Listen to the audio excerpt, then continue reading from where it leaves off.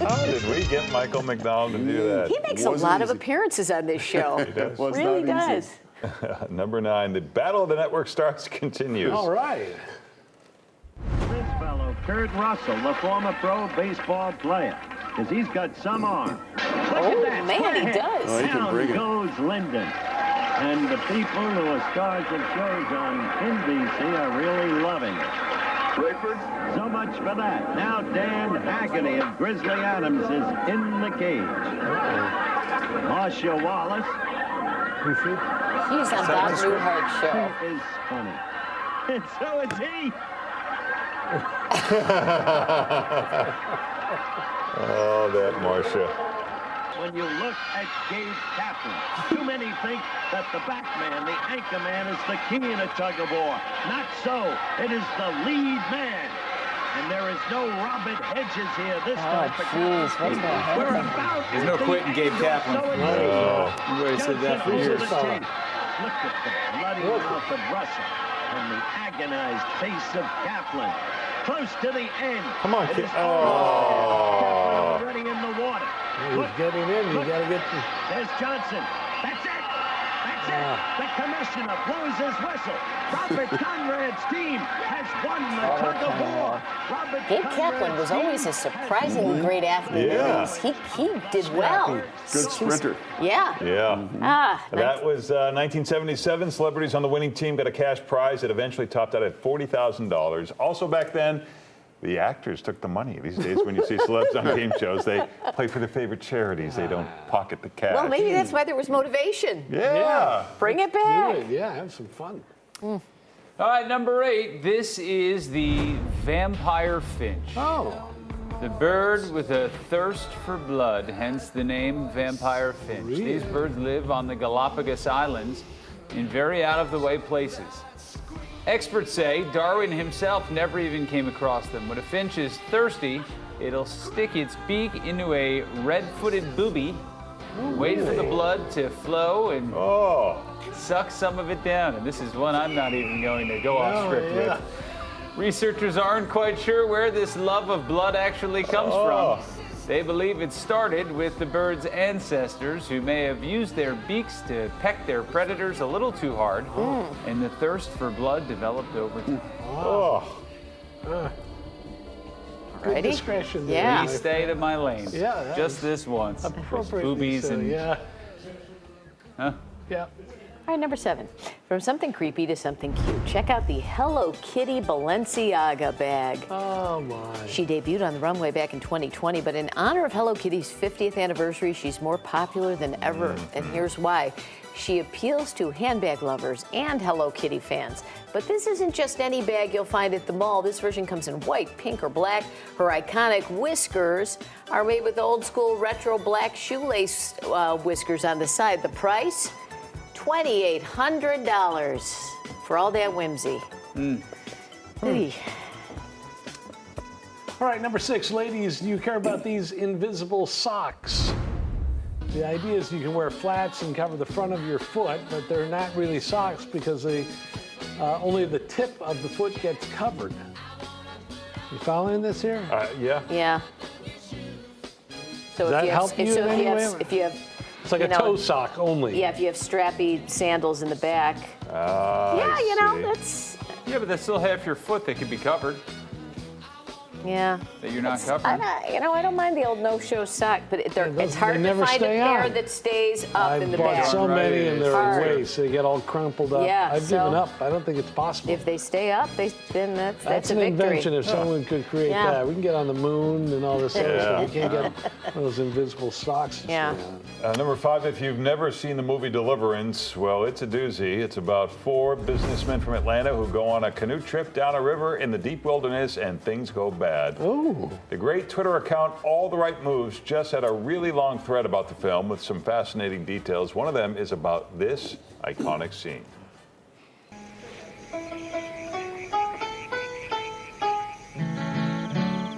Come on, I'm with you.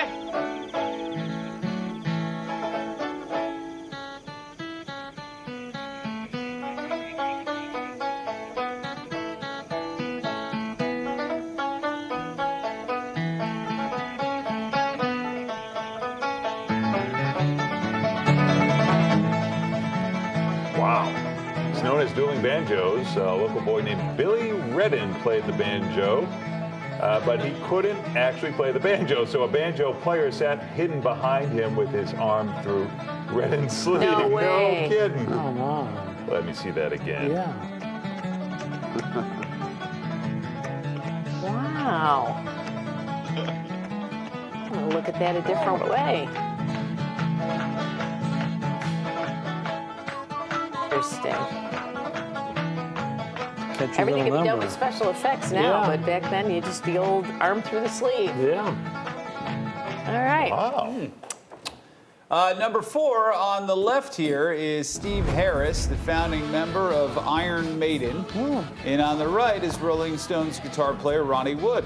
And over the weekend, Ronnie Wood's son married Harris's daughter, Tyrone Wood and Faye Harris. Faye founded a perfume company, and 41-year-old Tyrone, who has dated some famous people like Rita Ora and Rosie Huntington-Whiteley, is a curator at an art gallery in London. Wow, doing pretty well there for an art curator in London. Yeah. Look at that. Ah. Hard Rock Love. There we go. All right, number 3, I love a good bath. Believe it or not, there was a time when bath water was shared by entire families. And it depended on the family, of course, their financial situation, but wealthy people could run baths all day long, but poor households in the 1700s took baths once a month.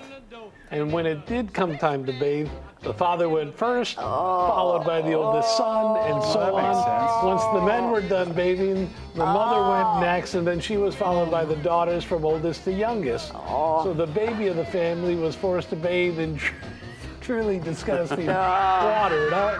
So maybe where the term "don't throw the baby with the bathwater" out came from. Oh, Is interesting. that the order it goes in your house? Are you the Yeah, first I'm one the in first the one bath? in. No one else is interested in it after that. But yeah, that's The bath in general is you can feel the a little. lives that all of us live today is so amazing in comparison I to know. even how kings and queens were living 300 years ago. Yeah. What we're living in today is better than what they ever had, right? Yeah. They also died at 36. Right. And we're living longer. Yeah. All right, number 2, this is Gallagher's, an iconic steakhouse in New York's Theater District. It's been around since Prohibition. And this is a photo of the late singer, actor, and TV personality Perry Como, okay? And inside Gallagher's, they have a photo of Perry Como hanging on the wall. But last year, the owner had to add something of a disclaimer to the frame because people kept confusing Perry Como with a guy who was That's what I was very, gonna very say. bad. Oh. Looks like Jeffrey Epstein, yeah. I wouldn't have thought that at all. No, look at the profile. That doesn't look like Jeffrey no, Epstein. Perry Como, much more attractive gentleman. I don't think This is they Perry had to Como's. put a sticker on there because I guess staff had to keep answering that question. Why do you have a picture of Jeffrey Yeah. Epstein up there? It's Perry Como. But the kids don't know who Perry Como is anymore. It's old-timey. Old-timey. All right, number 1, we're going to keep pandering to that young demographic. One of the guys in the Battle of the Network God. Stars clip was Dan Haggerty, Grizzly Adams. Now, my friend Adams was accused of a crime he didn't commit. So he escaped into the mountains, leaving behind the only life that he ever knew. Oh, seems great, doesn't it? Now, that wilderness out there ain't no place for a greenhorn, and his chances of surviving were mighty slim. Weren't no time at all before he was beaten down, ragged, and nearly starved. Long about then, he come upon a grizzly bear cub, all alone and helpless. Now, Adams knew that little critter couldn't survive without his help, so he started right down that cliff, risking his own life to save it. Oh, isn't that great? You did a show with a bear? Yeah. I don't remember the bear. I just. That seems to be a pretty big part of the I show, know. Rob. That's a beautiful story. Well, that they had a camera to capture while it Right. happened is amazing. How about a little history about Grizzly Adams? There was a TV show in 1977-78. He was also a real guy. John Boyden Adams was born in a suburb of Boston in 1812. Age 14, he began as an apprentice in the shoemaking business, which was really big in Boston. Why is shoemaking big in Boston? Well, that, my friends, is a story you'll have to wait until tomorrow to hear. Back to Grizzly Adams. As a teenager, he knew he didn't want to make shoes, so he walked away to chase his true love, the outdoors and nature. He found work in Vermont with a company of showmen who were also zoological collectors. He honed his survival skills and got really good at trapping live animals. Then he went out west and eventually lived in a cabin in the woods, and because he was good at hunting and leather work, he could strap animals and then make his clothes and saddles and all sorts of leather goods that he sold to people who were heading to the gold rush. And yes, he did live with a grizzly bear that he trained from birth. So they really did call him Grizzly Adams. What do you know, Larry? That wasn't the real Grizzly Adams, right? That was just the guy pretending to be him, I think. Yeah, that was just a TV show. He trained the bear, too. Yeah. What a wonderful tale you wove Isn't there. that wonderful? Well, that's the 9 at 9.